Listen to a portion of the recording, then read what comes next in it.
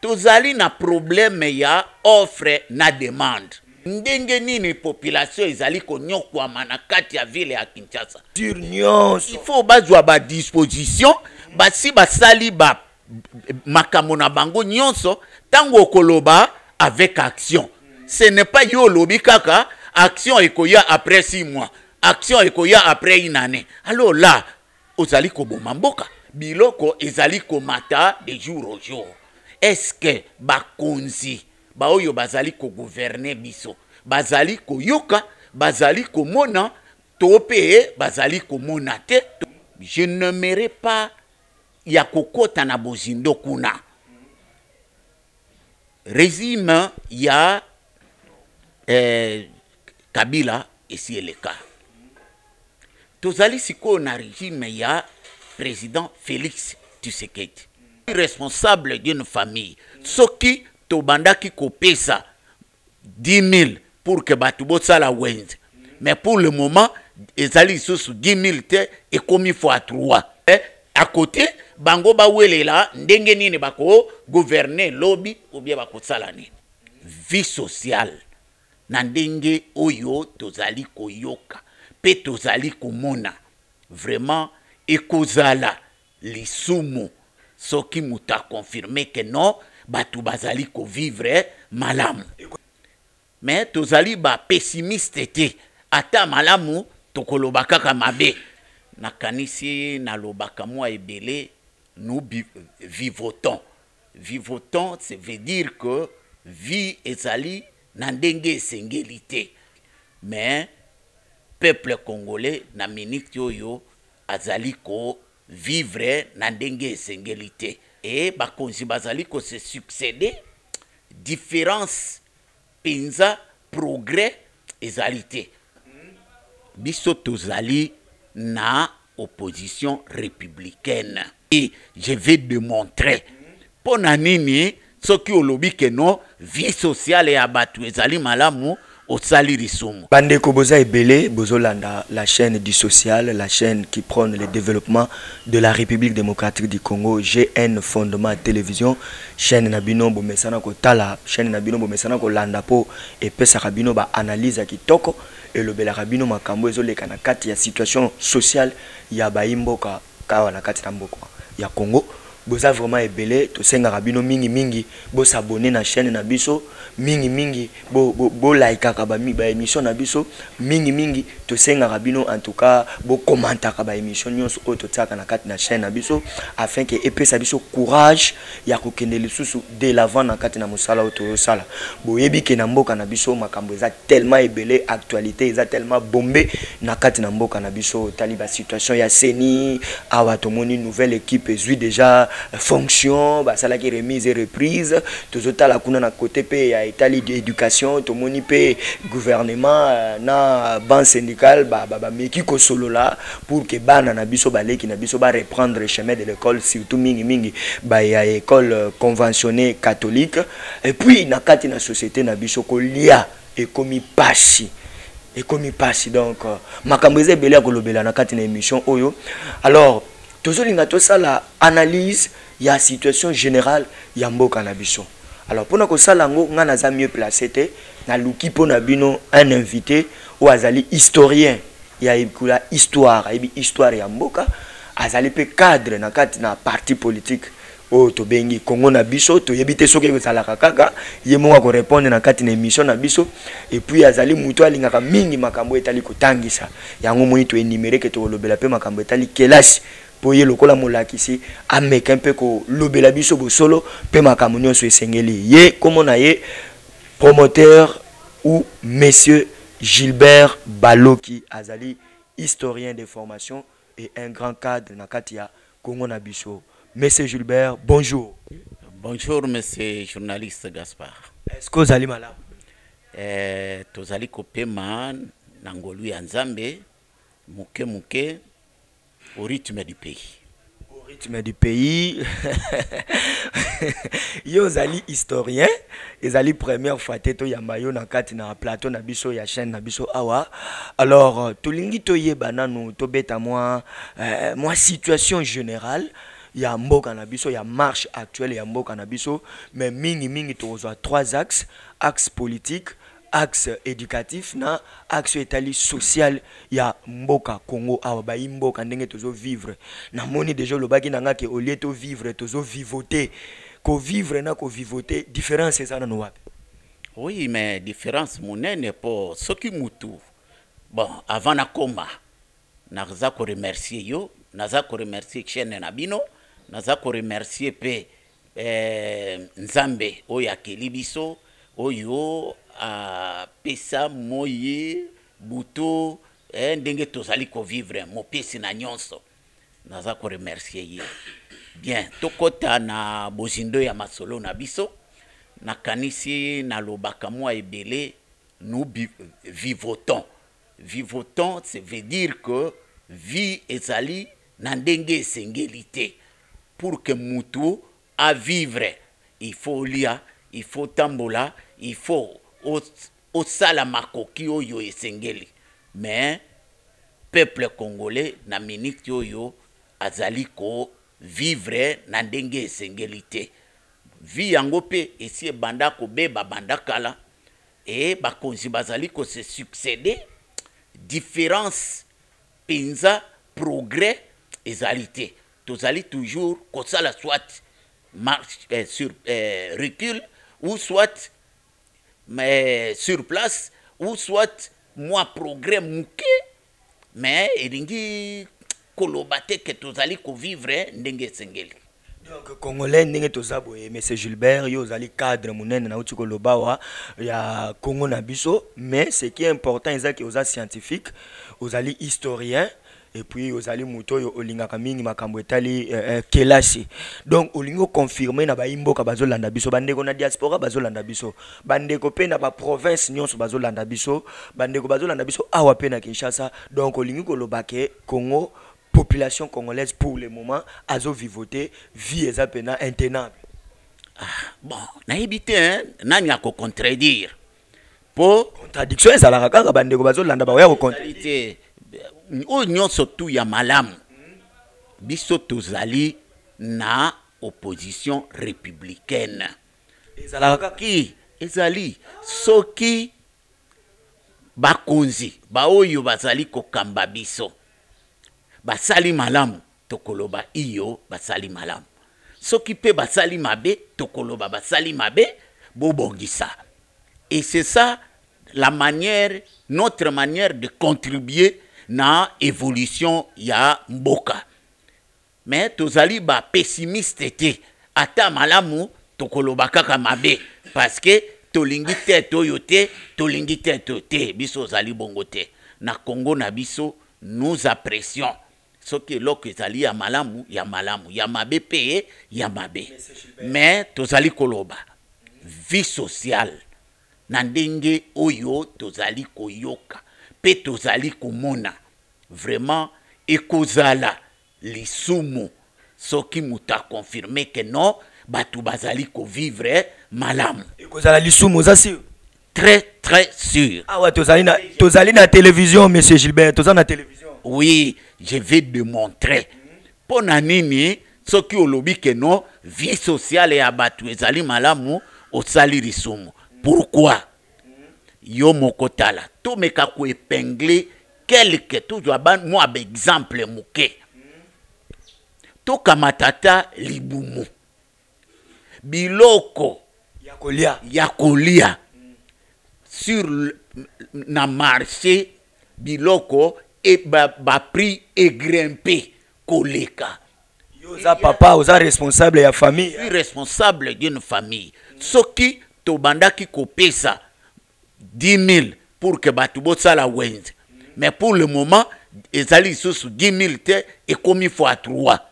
30 000 à peu près. 30 000 à peu près pour que boko kako lia moi malamu. Alors augmentation wana monsieur Gilbert. 30 000 wana presque chaque jour. Est-ce qu'on kanisi population nyonso bazali na pouvoir d'achat wana? Point d'interrogation. Mais Monsieur Gilbert Baloki. Alors, augmentation, on attend tuni maman pour maman ndaki na kawenze. Yo papa bimisaka mbongo. Augmentation, on a ba maman balobi ndenge nini. Eza banda balobaki makamba ko kitsa ba prix ya biloko ne augmentation et salemi to eloko nini esali ke augmentation et salemi mbala moko. Augmentation et salemi nako na baloba mingi nde na maloba. Je conseillerais au gouvernement soki bayo bazali ko diriger biso. Soki nano bozui meko ya malamu te avant bobimisa décision boloba yango polele liboso ya bato bosi bo sali bo analyser contour ya maloba na bino. Quelles conséquences pour moi natango oyebisi yeke no na komemela yo lipa ya kozila retour na yo lipa e monana mais moi na yebi ke no papa akei musala tango akozonga akomemela ngai lipa mais ekoma ozonga musala ono lipango ezwami te. Est-ce que maloba na yo ezali na considération epai ya mwana tala kaka ndenge balobaki soso ekokita mbisi ekokita kita bakongele banini ekokita bakosomba carton moins de $10 ou $10. Alors soso ekoki kozala na combien? Iyo une bonne décision biso population tondimi toyoki a tozela teleloyo esali combien de mois? Au contraire, au lieu biloko yekita maintenant non biloko ezali komata de jour au jour. Est-ce que bakonzi baoyo bazali ko gouverner biso bazali ko yoka bazali ko mona tope bazali ko mona te tope bazali ko yoka te? Ba décision ezali ko kamatama mais suivi nango concrétisation ya ba décision wana ezali te. Donc pour yo au monindeti avant gouvernement a joué décision a annoncé quelque chose, il faut pas étudier déjà ba mesure nuance. Il faut ba jouer ba disposition ba si ba sali ba makamona bango nyonso tango koloba avec action. Ce n'est pas yo lobi kaka action ekoya après 6 mois, action ekoya après une année. Alors là, ozali ko bomba mboka. Ba gouvernant, ba dirigeant bazo accusé bato ya fake ba lobi ke bato fake wana ba lingi ko obtempérer te ba décision gouvernement zozo. Bien sûr que oui. Ce qui gouvernement azali koloba yango, c'est parce que gouvernement akende qui plus vite en besogne. Il fallait liboso ba solo la na bango. Ba yeba que non mpiodi il faut ekita na tel prix. Tango boyokani OK. Parce qu'il y a des préalables. Même bato yango osombi biloko na yo, ils sont des commerçants. Kakambala moko comme baguette magique kitisa biloko. Alors, oko travailler na perte ou bien oko travailler na ndenge sengeli. Il faut liboso ba solola. Ba sengela ki ko solola avant ba annoncer décision wana. Alors, est-ce que ça problème était y a manque y a production locale parce que net bampio diwana awana Congo tozana babibale belé réserve ya mai Afrique même ya monde eza awana Congo bambi sezo pola nango kuna ebotami ekoli epoli ekufeli kuna OK côté bilanga tozana ba terre arable au soki plus de combien d'hectares combien de millions d'hectares tozana ngo awa. Alors est-ce que ça problème ya production localité que biso awa na Congo to bana ko produire biloko na biso to bana ko lia na ba marché? Est-ce que l'état ko viser na eloko wana te photo kanga makaka na makamo importation to ko renverser tendance wana te? Mais nakanisi tous les pays du monde bakoki jamais ko vivre kaka na importation. Il faut production locale ezala. Yango na uti koloba avant gouvernement a joué décision songolo décision pakala x y il faut à étudier ba contour nyonso ce qui a moni que non je peux importer à ce premier temps à quel niveau et à quelle date ou à quelle période ce qui na koki kopesa makoki na bana mboka ba cultiver ba lona ba bimisa ba produit oyo esengeli Et à partir de quelle période je peux annoncer que biloko kokita. Tozali na problème ya offre na demande. Ezali même biloko ya toloba peut-être Hollanda batu na fouet na sima te. Plus c'est quoi? Tango biloko ekomi ebele, mutu nyonso asengeli ateka, il faut akitisa pour que biloko na ye etekama malamu. Mais soki offre eleki boyebi conséquence na yango. Soki pe demande eleki boyebi pe conséquence na yango.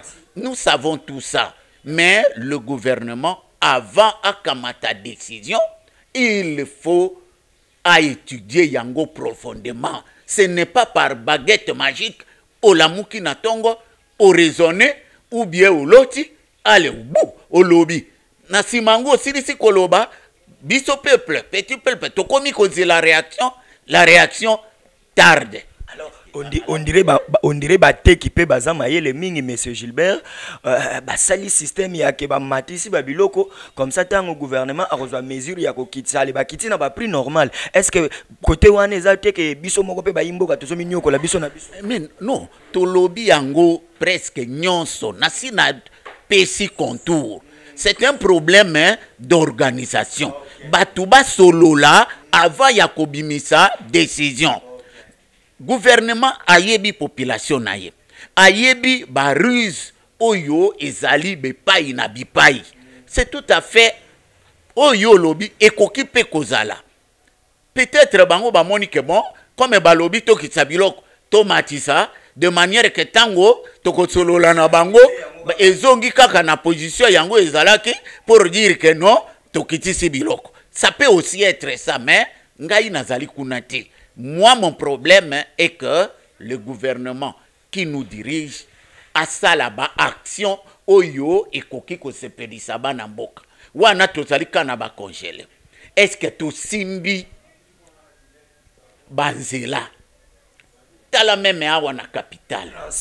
Transport. Ndenge nini population ezali konyokwa manakati ya ville ya Kinshasa.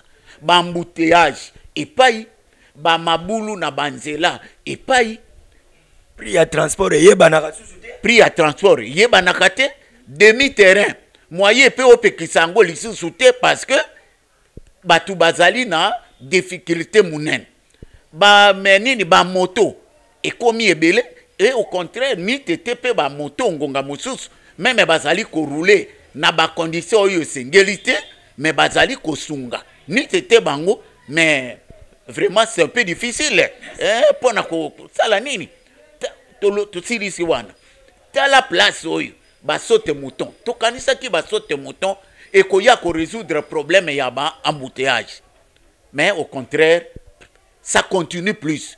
Alors fallait qu'il place wana ko sala ba route secondaire oyo ba dégorger kaka ba route ou bien ba venir à minene te. Il faut banzela mosu c'est seulement oyo pe ekoki komema batu de manière que ba activer ou bien ba tambola rapidement. Mais ce qui biso nyonso kokenda aéroport tozali kaka na boulevard Lumumba. Vous quittez non pas Mikondo, vous quittez non au revoir Kinshasa na côté ya Bakongo. Vous quittez Mitendi pour kokoma na aéroport nzela moko kaka yango yo oleki ba ipasse oye okomi il faut Lumumba. Mais est-ce que okokoma ngonga nini? Merci monsieur Gilbert. Même na misala je ne sais pas ce qui rigueur ya musala 7 heures mutu nyonso to azala na musala nakanisi bato bazali kosala na ville peut-être ils ne peuvent pas appliquer cette rigueur. Sinon, la route, le transport pose problème. Totiki transport. Tokamata ba route de cette agricole. Tala banzela. Même à Wanakisas. Ngai nazana njiri. Tala route c'est komaf. Banda quartier 1. Mais route c'est komaf. Yangonde ezali ko bimisa mabanga oyo ezali ko tonga. Banda ko Wanakisas. L'état na yango bazelo banini ezali kouta kuna tala etana yango Monsieur Gilbert kala oyo basalaki yango jusqu'à présent bazalika na mwa tronçon moke Tozokoba, Monsieur Gilbert.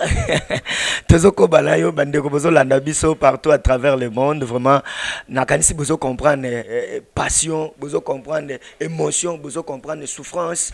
Oyo Monsieur Gilbert, un grand cadre. Namboka na biso azoko s'exprimer. Soki ye azolo baboye. Ndenge ba Congo to ba Congolais to ba awa na Congo. Soki nzeta mubesu. Ezolela. Bon ba nzeta ko kaoka. Donc, vous comprendre que la situation est tellement grave. Mais, biso to senga bino bo s'abonner, bo commenter, bo sala pe ba commentaire na bino. Ceux qui peut bozana ba contradiction, bo sala biso yango. Ozape na poso ya ko contredire Monsieur Gilbert, plateau isa a. Plateau isa nango ya tout le monde. J'ai un fondement télévision.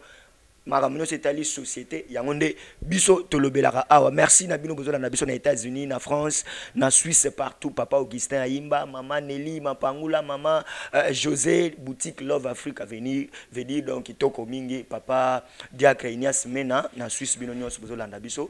Tozoko ba toujours na lisolo na biso. Monsieur Gilbert, ou-tu ko confirmer awa que situation sociale est presque chaotique. Alors nga question na nga ezanga na za journaliste.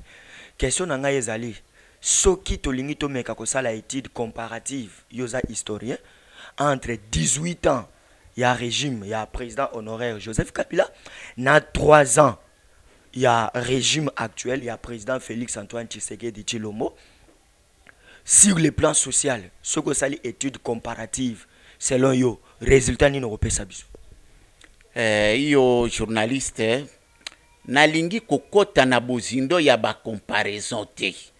Comment ça? C'est là, je viens. Moko ya ba méthode de recherche scientifique? Bien sûr que oui.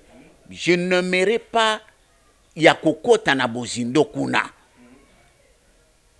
Régime ya Kabila ici le cas. Tozali siko na régime ya président Félix Tshisekedi. Problème na biso oyo a régné 3 ans oyo pe a régné qui 18 ans moyen ya ko comparer à partir kaka ya ba durée vous ne pouvez pas les comparer alors mais biso tozali kotala plus comment mutu oyo aye ya sika aya ko améliorer tant soit pe vie sociale ya population. Yango na lobby, vie sociale et la population. Au lieu que tout est à l'améliorer, non, ce n'est pas amélioré. Au contraire, ça nous enfonce. Alors, c'est pour dire que Moutounyo sotou ya mayele, ou yalingi ko tirer conclusion à tirer. Sinon, na lobby malamu. Malamu soki mutalobi que pour le moment vie sociale et abatu ezali malamu asali lisumu. Merci beaucoup monsieur Gilbert Baloki. Alors soki vie sociale ezoko s'améliorer selon ba analyste mususu to yambaki na kati na chaîne na biso awa balobi c'est parce que les dirigeants actuels bango makanisi mingi eke na ba élection ya 2023 au lieu que totika la na kotala ba problème otoza nango dans les temps actuels bato bakena na makambo ya élection ya 2023 ba msusu bazana idée ya conservation ya pouvoir ba msusu bazana idée ndeti na opposition ya ko conquérir ya conquête ya pouvoir. Alors est-ce que c'est le moment ya kolobela makambo ya 2023 ya ba élection to temps otoza il fallait bato ba se baser surtout ba dirigeants ba se baser na ko améliorer ba conditions de vie okoloba pe moi liloba na makambo eselemi na seni ti nouvelle équipe et fonctionne yango. Ok. Il faut basi baloba ils à la côté ya opposition, ils à la côté à pouvoir. Celui qui aime la paix prépare la guerre. Celui qui veut aller de loin ménage sa monture. L'élection est coquille kolobama n'importe quand. Même président de la République les loyo Azuye Bonga. Il faut toyebake, mandat ezali autant d'années, on doit commencer à se préparer. Mabe nabiso pourquoi? C'est parce que batunyon surtout, bamona que là où on peut mieux vivre, il faut kokota na politique.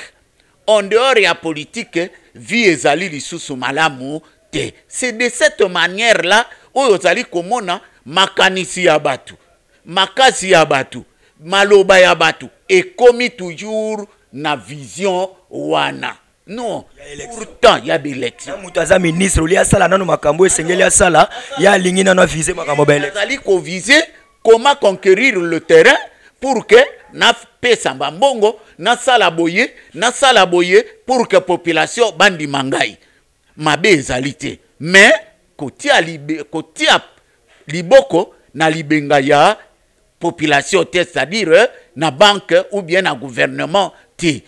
Mbongo na yo soki ozali ko se préparer pour na élection mabe ezalité. Mais soki okomi ko détourner mbongo ya l'état pour que et servir ba élection na yo wana ekomi mabe. C'est la pardon s'il vous plaît. Est-ce que c'est le moment net ba dirigeant, ba ministre, ba nani gouvernement, est-ce que c'est le moment déjà ya ko banda ko se précipiter pour na makamba ba élection to moment ezali ya ko résoudre nano ba problème yo uti ko énumérer awa. Mais nakanisi eloko neloko ezalaka na ngonga na yango. Tant que okoti na pouvoir, ba nommer yo ministre, ba nommer yo président nini. Alors toutes ces histoires là liboso nini okei pour que au servir peuple. Makambo ya élection ezali na mandat na yango, ezali pe na ngonga. On ne peut pas préparer ba élection dès que après avant 4 ans vous commencez à préparer les élections. Vous les préparez na ndenge nini. Ozali ko bomba mwa eloko muke na libenga na yo pour préparer ba élection. Mais ezalate au focaliser ma intérêt na yo, au focaliser ma yele na yo, au focaliser mbongo na yo nyonso pona kolobela makambo ya ba élection. Quoi qu'il en soit, mais ce qui population ezali ko vivre, même si ba préparer les élections 4 ans avant, ce qui population ezali ko vivre malam, to ko kipe bango te, ba sala oyi bango baliye ko sala. Mabe mingi parce que au lieu pas s'occuper na peuple, social et la peuple à côté, bango ba welela ndenge nini bako gouverner lobby ou bien bako sala nini. Liloba moko pona makambo ezoleka na seni lokola tolobeli mingi makambo social. Alors makambo ezoleka na seni lelo nouvelle équipe eza dirigée par le président Denis Kadima, malgré ba contestation yo c'est lekaki na mboka mais du moins bazui fonction yena équipe na ye. Liloba na yo eza nini? Liloba na ngai ezali au fur et à mesure que bazui fonction ba prêter serment et ba koti na rythme, j'appelle tout le monde au retenu. Ezala de gauche, ezala de droite, nous devons aller de l'avant. Pour bision sotolingi tokoma na élection. De l'avant mais bato balobi ke arbitrage yango ekomi déjà ndeti mwa ndeti ba arbitrage ekozala mabe. Toluka de part et d'autre, quel est le processus oyo ekoki komema biso na ndenge ya malamu.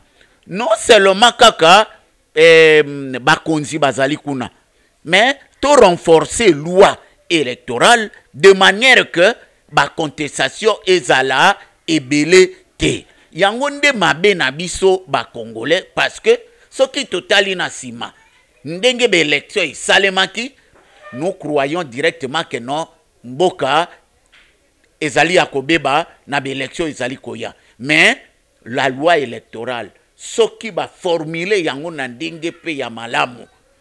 Parce que bon, tokovanda boye jusqu'à quand?